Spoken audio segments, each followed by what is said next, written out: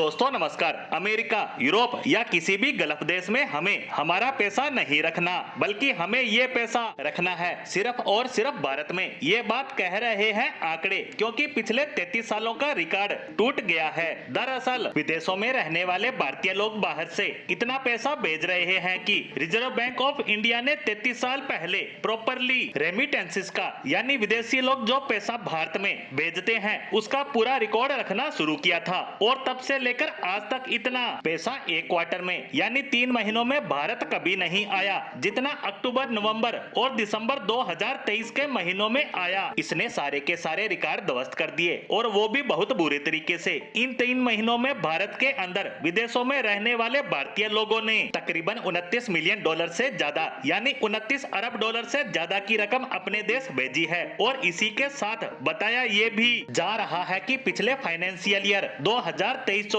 जो अभी खत्म हुआ है, उसमें 3 महीनों का डाटा और जोड़ा जाएगा, जिसके बाद यह फॉरेन रेमिटेंसेस के सारे रिकॉर्ड ध्वस्त कर देगा। हालांकि अभी तक आखिरी 3 महीनों का, यानी जनवरी, फरवरी और मार्च 2024 का आंकड़ा आना बाकी है। लेकिन फिलहाल के लिए सवाल ये उठता है कि विदेशों में रहने वाले भारतीय इतना पैसा भारत क्यों भेज रहे हैं? तो इसके पीछे एक्सपर्ट कारण बता रहे हैं पश्चिमी देशों की कमजोर होती आर्थिक स्थिति। दरअसल विदेशों में रहने वाले भारतीय या भारतीय मूल के नागरिक जिनके परिवार वाले भारत में रहते हैं, वो भारत में पैसा भेज रहे हैं, क्योंकि उन्हें अमेरिका या यूरोप के बैंकों में अपना पैसा सुरक्षित नहीं लग रहा है। इसके अलावा तमाम यूरोपियन देशों की इकोनॉमी बहुत ही स्लो तरीके से बढ़ रही है। वहीं भारतीय अर्थव्यवस्था की रफ्तार भयंकर तेज है, इसीलिए उन्हें लगता है कि वो अपना पैसा इन देशों में रखेंगे तो वह तेजी से नहीं बढ़ेगा। वहीं भारत में इस पैसे की तेजी से बढ़ने की संभावनाएं कहीं ज्यादा है, इसीलिए भारत उसकी पहली पसंद बन रहा है। वहीं अब आपका सवाल होगा कि इससे भारत और भारतीय सरकार को क्या फायदा?